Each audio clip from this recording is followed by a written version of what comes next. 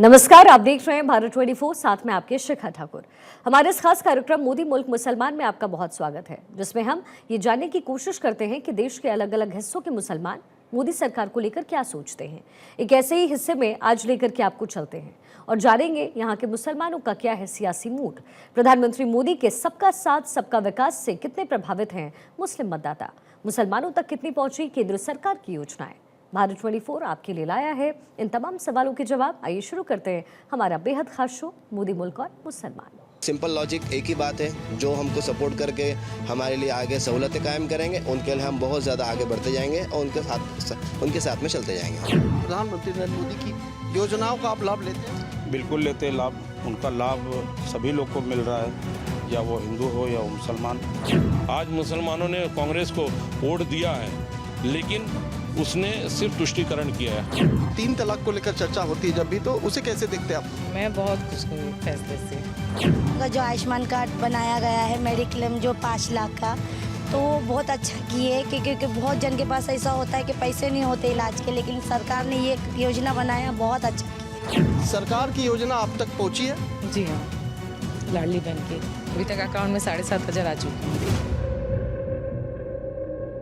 भारत 24 का खास कार्यक्रम मोदी मुल्क और मुसलमान।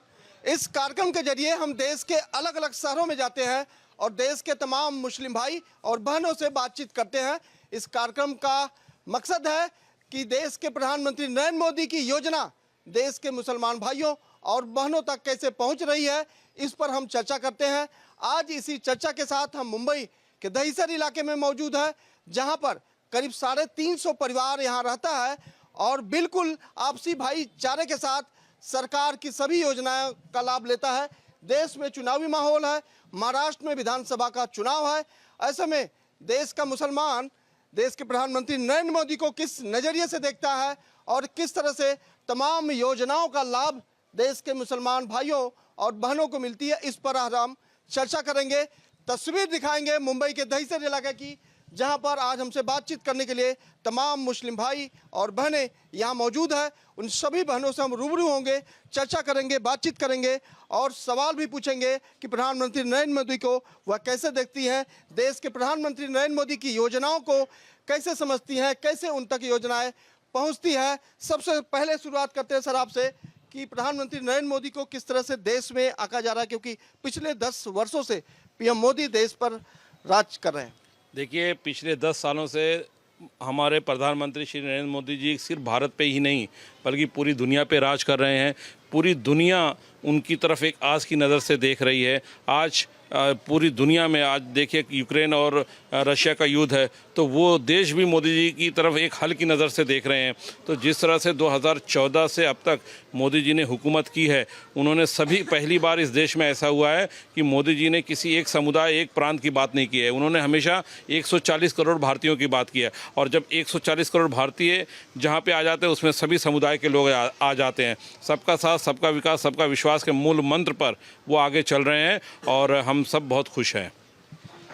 देश में जब चुनाव आता है तो एक नैरेटिव बढ़ा जाता है हिंदू मुस्लिम का, उसे किस तरह से देखते हैं? क्यों इस तरह की राजनीति जो है बीच में की जाती है? देखिए, पूरी दुनिया में अगर जो सबसे ज़्यादा खुश मुसलमान हैं कहीं अगर, तो वो हिंदुस्तान है। इस देश में सबसे ज़्यादा खुश हैं मुसलमान।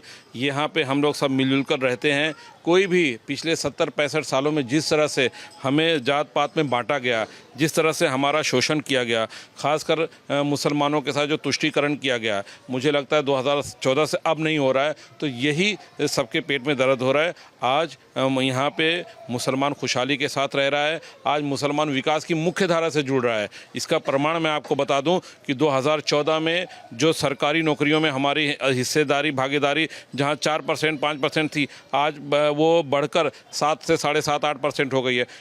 आज़ादी के बाद पहली बार यहाँ जो यूपीएससी का एग्ज़ाम होता है, जो आईएएस का एग्ज़ाम होता है, उसमें 52 हमारे मुस्लिम समुदाय के नौजवानों ने यूपीएससी क्रैक किया है। जो देश की मुख्य धारा से जो जुड़ते हैं, जो देश की दशा और दिशा तय करते हैं, ऐसे आईएएस ऑफिसर 52 आईएएस ऑफिसर बने हैं। तो इस देश में हिंदुस्तान में मोदी जी की हुकूमत में दौरे हुकूमत में बने हैं, भले अपनी काबिलियत से बने, लेकिन कहीं ना कहीं इस चीज़ का ये प्रमाण है कि हमारे यहाँ कोई भेदभाव नहीं है, हमारे यहाँ कोई पार्शलिटी नहीं है। पिछले 10 वर्षों का रिकॉर्ड देखा जाए तो एचएम हिंदू मुस्लिम को लेकर जो बातें की जा रही थी वो अब होती है या नहीं? बिल्कुल नहीं। ये सब लोग जो भी करना चाहें वो करें, चाहे हिंदू हो या मुसलमान, वो अपने काम से काम रख रहा है, उसको ये सब चीज़ों से लेना देना नहीं है। एक बहुत बुरा दौर हमारे देश में गुजरा है, सबको पता है। एक 93 का दौर था, वो सभी ने नुकसान उसका उठाया। अब जनता, हर समाज के लोग अब सजग हो गए हैं। मुझे लगता है अब विरोधियों का ये चलने वाला नहीं है। आप देखिए, अगर जो महाराष्ट्र की बात करेंगे, हम महाराष्ट्र में 2014 से अब तक एक भी कम्युनल दंगा बता दीजिए। देवेंद्र जी की 5 साल हुकूमत रही, आप बताइए 2.5 साल से अभी एक हुकूमत चल रही है, एक भी कम्युनल दंगा नहीं हुआ है, कहीं पे भी बड़ा कम्युनल दंगा नहीं हुआ। तो कहीं ना कहीं मुझे लगता है जो ये हिंदू मुसलमान की राजनीति से बहुत दूर देश तरक्की की तरफ अग्रसर हो गया है। आज देखिए, हमारे प्रधानमंत्री जब जाते हैं विदेशों में, जिस देश को हिंदुस्तान का मुसलमान नहीं, पूरी दुनिया के मुसलमान फॉलो करते हैं, सऊदी अरबिया जैसा देश, वो मोदी जी को रेड कारपेट बिछाता है उनके लिए, वो उनको बुला के उनको सम्मान देता है। अपने सर्वोच्च कुवैत ने दिया या कतर ने दिया। तो कहीं ना कहीं मुसलमान, मोदी जी जब से आए हैं तो मुस्लिम ममालिक से भी इनके रिश्ते बहुत अच्छे हुए हैं। ये जग जाहिर है। राजनीतिक नज़रिए से कुछ लोग ज़रूर कुछ ना कुछ नैरेटिव सेट करने की कोशिश करते हैं, लेकिन मुझे लगता है ये सबसे लोग ऊब गए हैं। अब ये सब चलने वाला नहीं है। विकास की तरफ भारत देख रहा है, अपने आप को भारत की जनता देखना चाह रही है, और सही हाथों में इस समय देश है हमारा। पीएम मोदी ने 2047 विकसित भारत का सपना देख रहे हैं। मुसलमान भाइयों का कितना योगदान इस सपने को लेकर है? पीएम मोदी के साथ किस तरह से वह खड़े हैं? देखिए, इस देश में 20 करोड़ मुसलमान रहते हैं, और हमारे अजदाद ने, हमारे पूर्वजों ने इस देश की आज़ादी के लिए अपना खून बहाया है। और यहाँ का बच्चा हर मुसलमान भी इस देश का विकास चाहता है, इस देश की तरक्की चाहता है। ठीक है, तो मुझे लगता है कि अब हमें मिलजुल कर ही विकसित भारत बनाना है। और मोदी जी ने हमेशा कहा, जब वो उस प्रांगण में गए जीत कर 2014 में, उन्होंने सांसद के प्रांगण से कहा कि मैं मुसलमान के एक हाथों में कुरान और एक हाथ में लैपटॉप देखना चाहता हूँ। उन्होंने कहा, अगर जो मेरे बदन का कोई एक हिस्सा अगर जो ख़राब है तो मेरे पूरे बदन को वो नुकसान देगा। इसलिए सभी लोग, सबका साथ, सबका विकास, सबका विश्वास के मूल मंत्र पर हमें चलना है। पायदान पर खड़े आखिरी व्यक्ति तक विकास की रोशनी पहुँचे, यही हमारा संकल्प है। यही संकल्प के साथ वो आगे बढ़े हैं। तो मुझे लगता है जो उन्होंने संकल्प लिया है 2047 में विकसित भारत का, इसको पूरा करने में मुसलमान भी अपनी मुख्य भूमिका निभाएंगे। देखिए, देश के विकास में मुसलमान भाइयों की भूमिका जो है समांतर रहने वाली है। सर, आपसे सवाल, प्रधानमंत्री नरेंद्र मोदी की योजनाओं का आप लाभ लेते हैं? बिल्कुल लेते हैं लाभ। उनका लाभ सभी लोग को मिल रहा है, या वो हिंदू हो या वो मुसलमान, सभी लोग को लाभ मिल रहा है। और मोदी जी देश के लिए अच्छा सोचे हैं। लोग उसका गलत मैसेज देते हैं, हमारे को लड़ाने की कोशिश करते हैं, लेकिन हम लड़ेंगे नहीं, क्योंकि हम समझ चुके हैं अभी कि हिंदू हमारे भाई है और हमको भाईचारे से रहना चाहिए। वो जय श्री राम बोले, हम अल्लाह अकबर बोले, मिलना तो एक ही जगह है और एक ही जगह, एक ही समाज में रहना है। तो इंशाल्लाह मोदी जी को फिर से हम उनको जिताते रहेंगे। चुनावी राजनीति में क्या यह इत्तेफाक रखते हैं कि कुछ लोग लड़ाने की कोशिश करते हैं? लड़ाते रहे, उनका काम है। जैसे आप समझ सकते हो, आप लोग तो मीडिया वाले हो, आपको तो पता ही होगा कि लोग राह चलते पत्थर मारते हैं कीचड़ में, तो कीचड़ तो उड़ेगा, कमल तो जहाँ खिलना वहीं खिलेगा। तो ये मोदी जी का संकल्प है कि सबका साथ, सबका विकास, और हमारी माँ बहनों को हर चीज़ का लाभ मिला है।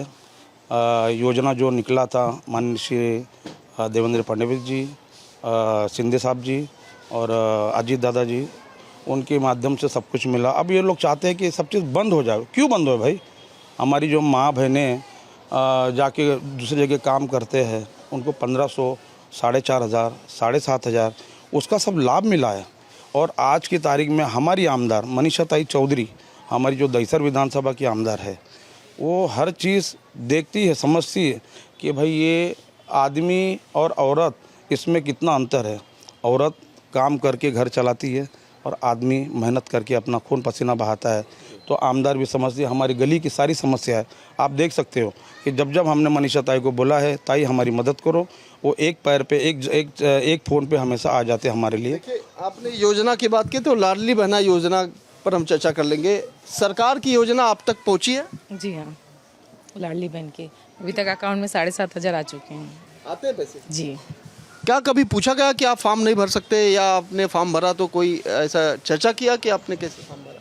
जी नहीं, हम लोग को तो अच्छे से फॉर्म भरने मिला, अच्छे से इज्जत दिए, अच्छे से फॉर्म भी भरे, लाडली बहन का योजना का फ़ायदा भी मिला और अकाउंट में पैसे अच्छे से आए भी। पैसा मिल रहा है? हाँ मिल रहा है। कितने पैसे आए? 7,500 कितनी बार में आए? 2 बार में। तो पैसे आ रहे हैं सबको? एक बार में ही आए मुझे तो 7,500। सरकार ने एक और महिलाओं के लिए अच्छा किया है, 3 तलाक को लेकर चर्चा होती है जब भी, तो उसे कैसे देखते हैं आप लोग? मैं बहुत खुश हूँ इस फैसले से। अच्छा, बहुत सारी योजनाएं सरकार देती है, आयुष्मान कार्ड अभी दिया है, बीमारी के लिए है, राशन है और तमाम चीज़ें हैं, उसमें से क्या सबसे अच्छा लगता है आप लोगों को? मुझे तो ये अच्छा लगा जो आयुष्मान कार्ड बनाया गया है, मेडिक्लेम जो 5 लाख का, तो वो बहुत अच्छा किए क्योंकि बहुत जन के पास ऐसा होता है कि पैसे नहीं होते इलाज के, लेकिन सरकार ने ये योजना बनाया, बहुत अच्छा किया। तो हम लोगों को बहुत खुशी है, हर चीज़ का फ़ायदा हमें मिल रहा है, तो हम लोग बहुत जब से आए हैं 10 साल हो गया, 10 साल में बहनों का ख्याल रखते हैं? हाँ रखते हैं। बच्चे पढ़ने जाते हैं? कोई देश में ऐसा माहौल या भेदभाव या ऐसे कुछ? नहीं, भाईचारा बना रहता हम लोग में।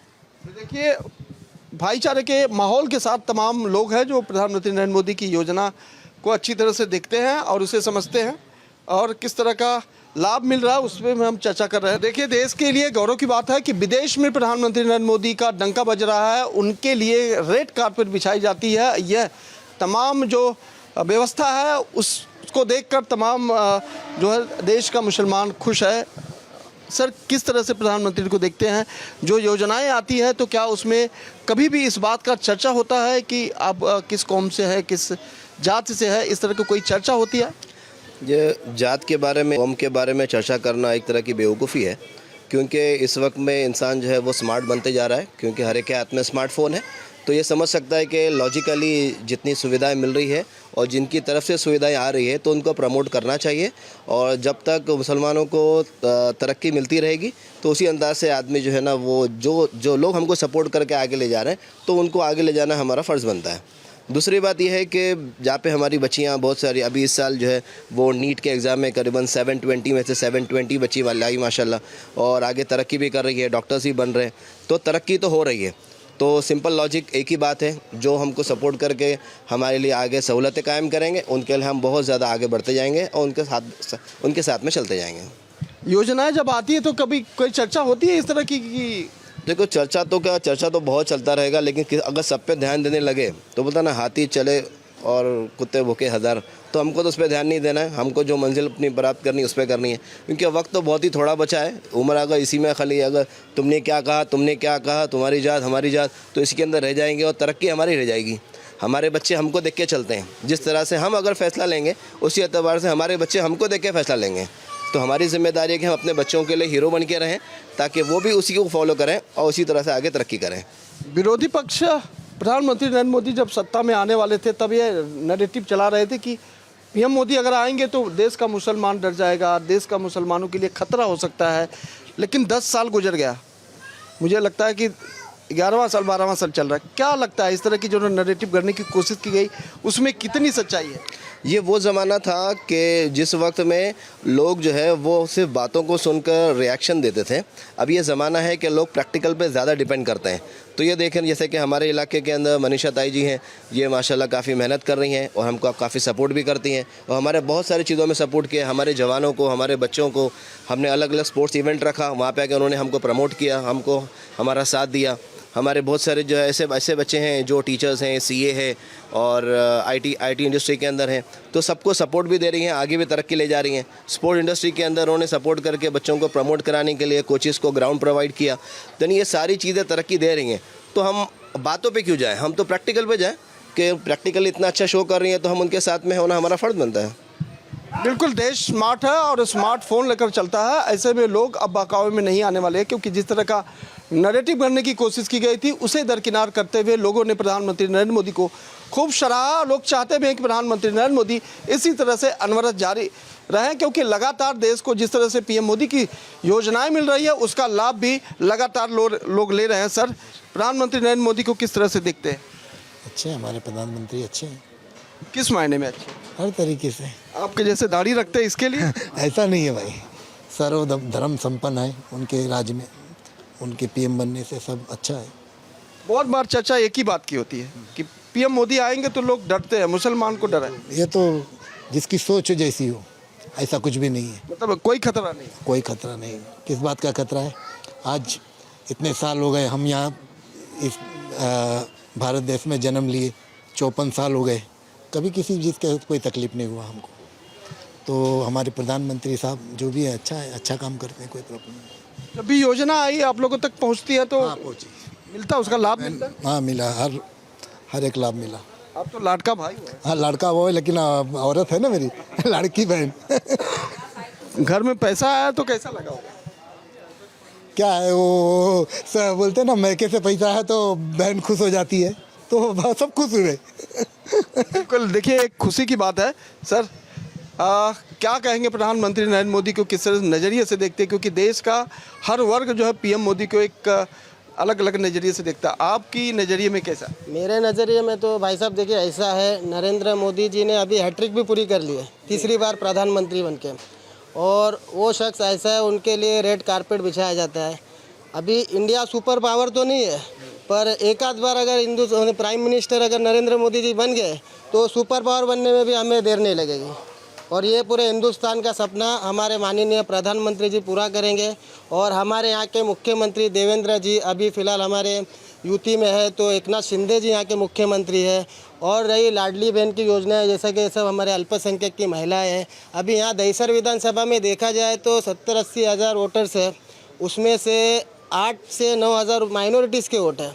उसमें पर कभी ये लाभ उठाने के लिए लाडली बहन के लिए कभी भेदभाव नहीं किया गया। अभी जैसे हम पार्टी लेवल पे और ग्राउंड लेवल पे काम करते हैं भारतीय जनता पार्टी के लिए, अब जब हम मनीषा ताई को कभी भी एक फ़ोन कर दूंगा, अभी भी आपके सामने मैं फ़ोन कर दूंगा ना, मेरा कॉल रिसीव करेगी, बोलो वसीम क्या हुआ, क्या प्रॉब्लम है। तो ये होता है कि अभी कुछ फॉर्म हमारे यहाँ भारतीय जनता पार्टी कार्यालय से आए थे कि अपने अपने एरिया में आप जाके दीजिए महिलाओं को।